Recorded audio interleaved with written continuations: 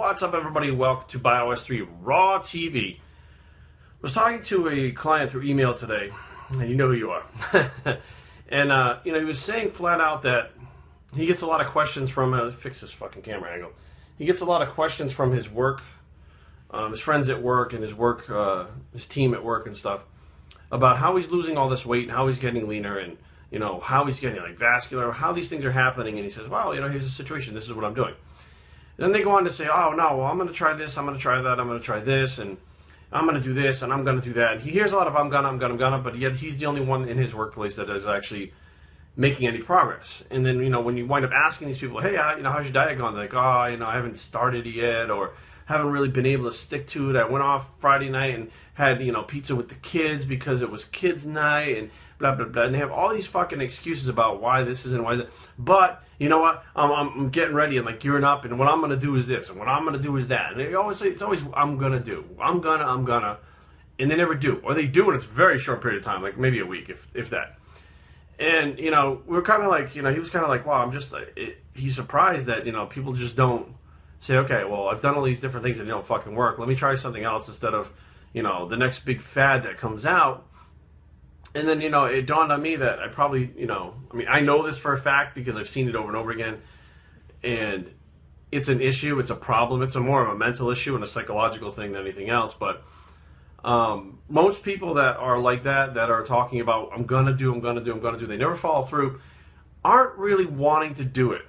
Okay, that's not what they really want out of life. They don't want themselves to be more fit, more healthy. They don't fucking care. They really just don't give a flying fuck about that goal that they're telling you about. But what they do care about is the perception that you have of them. Okay? So they're telling you, because you're getting in shape and you're doing this stuff, "Oh, I'm going to do this, I'm going to do that, blah, blah, blah." And now you're like, yeah, cool. And they're like, okay, he thinks I'm fucking cool. And that makes me feel better about myself. And that makes me feel like, look, you know what? Like, if I did this, I could really fucking get in shape and feel good. And they get that little feel good thing, but when it comes through with actually following through with it, they don't do it. Why? Because they don't give a fuck. So, you see this a lot of times. I feel like people are programmed to say certain things that elicit a response from other people based on how they want to feel about themselves, but they value what other people think about them to make them value themselves. Okay? For instance, Kari and I talk about the kids thing all the time. Do we want kids? Do we not kids? Stuff. You go back and forth, and you weigh up the pros and the cons.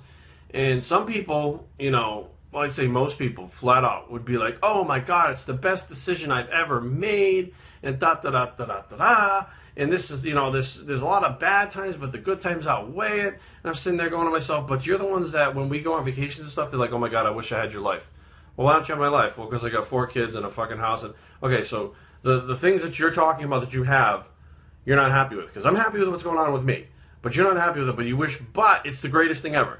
Now, then they come back with, and this is because they're programmed to tell you this. Like, you're supposed to say that your kids are the best thing in the world. You're supposed to say, "Oh, things are going great." You're not supposed to say, "The fucking kids drive me nuts. I don't like my fucking husband anymore, and the house is fucking got us going under. I don't want to fucking do this anymore, and I want to bounce." When that happens, people usually look down on you upon that. You lose fucking social status, you lose friends. It becomes a giant fucking mess. So instead, what they do is they wind up, well, they twist it. Okay, so now, again, they're still trying to get you to think that, think a certain way about them. They twist it. They say, well, there's this many times that are, bad and stuff, but, those few little times that, that really make up for it. Motherfucker, please, those few little times.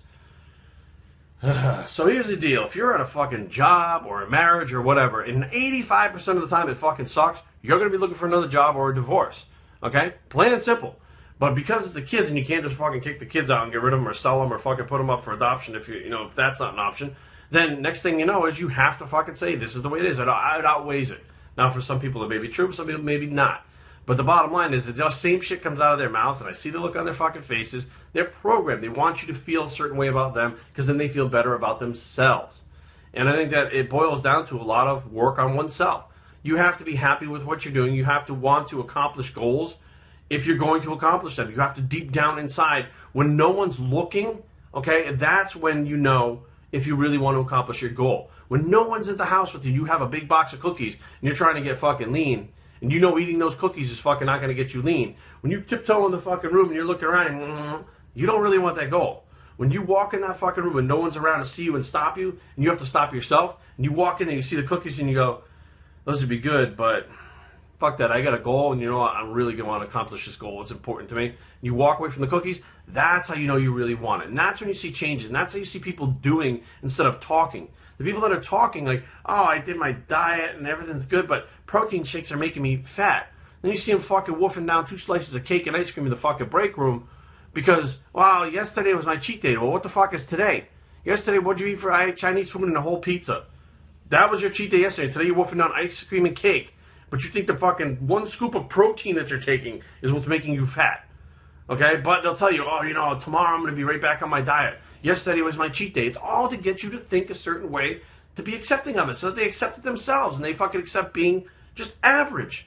Or even, you know, they never excel. They never push themselves. You know, which doesn't make any sense because they push themselves from work and other things, but when it comes to working on themselves, they don't push it. They value what other people think more than what they actually think about themselves. It's a fucked up situation. So that's my take on it. I've seen it over and over again. And the way I come to these conclusions is I fucking ask people, why? That fucking word will get you further in life than any other fucking word. Why? I can't stick to my diet. Why? I want to lose weight. Why? This is so hard. Why? Once you start answering those fucking questions and breaking it down, every excuse that you have, when you break it down to why is it like this, you can then go, okay, there's a way around this, there's an obstacle, I can jump over it, you can figure it out. But until you ask why, it's never going to happen. BioStraining@gmail.com, leave comments down below, but don't fight. www.biostraining.com is a blog, and where this is the Why Bicep, and we're out.